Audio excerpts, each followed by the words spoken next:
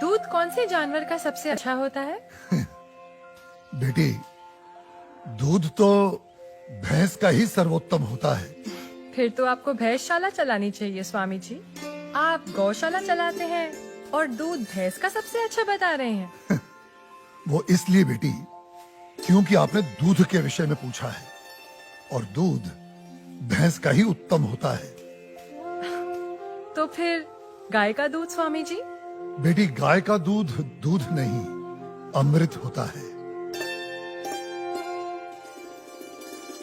और हमारे लिए गाय जानवर नहीं, हमारी माँ है। वो कैसे स्वामी जी? बेटी, हमारे शास्त्रों में स्पष्ट उल्लेख है, गावो विश्वस्व मातरः, गाय संपूर्ण विश्व की माता है।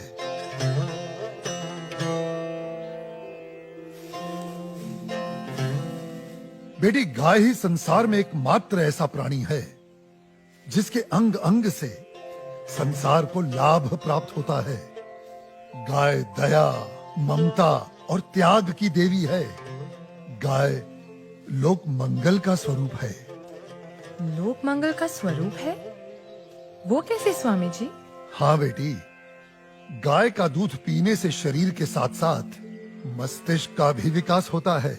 गाय के दूध में 8 प्रकार के प्रोटीन्स, 6 प्रकार के विटामिन्स, अनेकों प्रकार के एमिनो एसिड्स और न जाने कितने प्रकार के दुर्लभ तत्व प्राप्त होते हैं। It's a complete and wholesome food.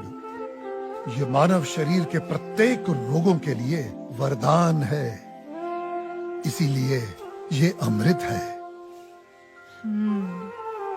अब तुम गौमूत्र को ही ले लो।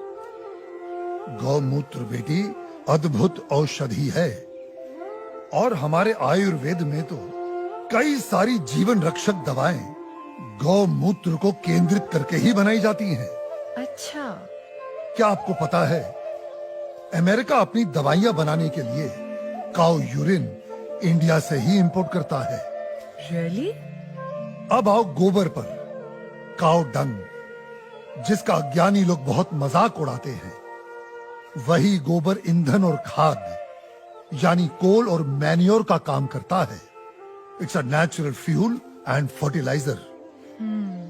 आपको पता है बेटी, गांव के कच्चे घरों की दीवारों पर गोबर लेपने से उन पर सूर्य की सख्त और विषाक्त किरणों का असर ही नहीं होता।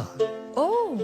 बेटी, हमारे शास्त्रों में कहा गया है कि गाय के खुरों से उड़ी धूल यानी गोधूली अपने मस्तक पर लगाना तमाम तीर्थों में स्नान करने के बराबर है। लेकिन स्वामी जी, आपने ये गौशाला खोलकर जो बूढ़ी और दूध ना देने वाली गायों को शेल्टर दिया है, अगर कोई कसाई इन्हीं गायों को काटकर उनका मांस अगर बाजार में बेचता है, उसे तो 30-40 हजार का लाभ हो सकता है। लेकिन आपने तो इन बूढ़ी गायों को शरण देकर उसके पेट पर तो लात मार दी है।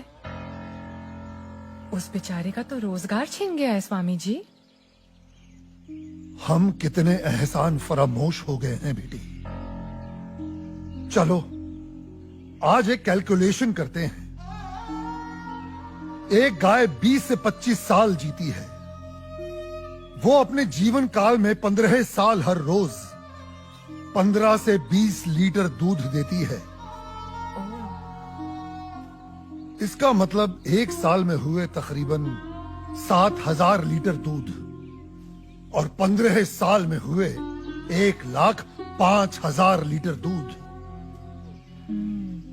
अब आप अंदाजा लगा लो, 1 लीटर दूध कितने का बिकता है और 1,05,000 लीटर दूध कितने का बिकेगा।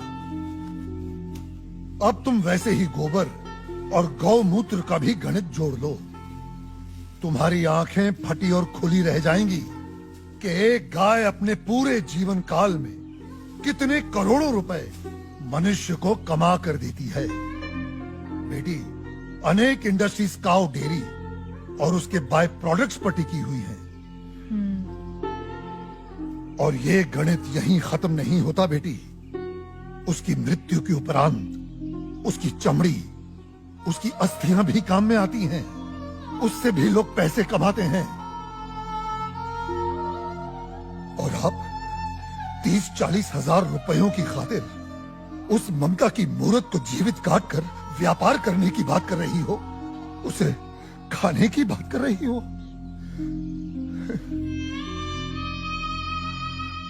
और कितना त्याग, कितना उपकार चाहिए एक प्राणी से।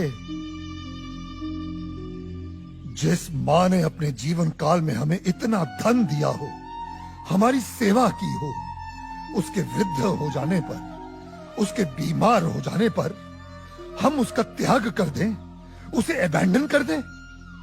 धिक्कार है ऐसी सोच को। बेटी अपनी मां के वृद्ध हो जाने पर उसे बेचा नहीं जाता, उसे काटा नहीं जाता, उसकी सेवा की जाती है। मैं आपकी बात से सहमत हूँ स्वामी जी, लेकिन आपका पॉइंट ऑफ व्यू प्रेजुडिस भी तो हो सकता है, क्योंकि आप एक हिंदू हैं। ओ मैडम जी, आप बिल्कुल गलत बोल रही हैं। मैं एक मुसलमान हूँ और मेरा नाम इस्लाम मुन्ना शेख है और मैं इस आश्रम का ग्वाला हूँ। और हमारे कुरान पाक में कहीं भी गाय के गोश्त को खाना नहीं लिखा है। हम हिंदुस्तान में रहते हैं। अगर गाय हिंदुओं की माँ है तो गाय हमारी भी माँ है। तो इसका मतलब आप भी गौ हत्या के खिलाफ हैं? 100%। हम हिंदुस्तान में गौ हत्या नहीं होने देंगे।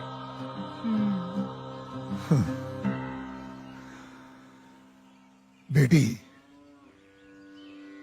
जितनी भी बीमार, लाचार और दूध ना देने वाली गायें हैं, जिन्हें हमारे अपने ही हिंदुओं ने अपने निजी स्वार्थ के लिए त्याग दिया है, हम उन सब गायों को अपने यहां शरण देंगे। उनकी सेवा कर उनका ऋण चुका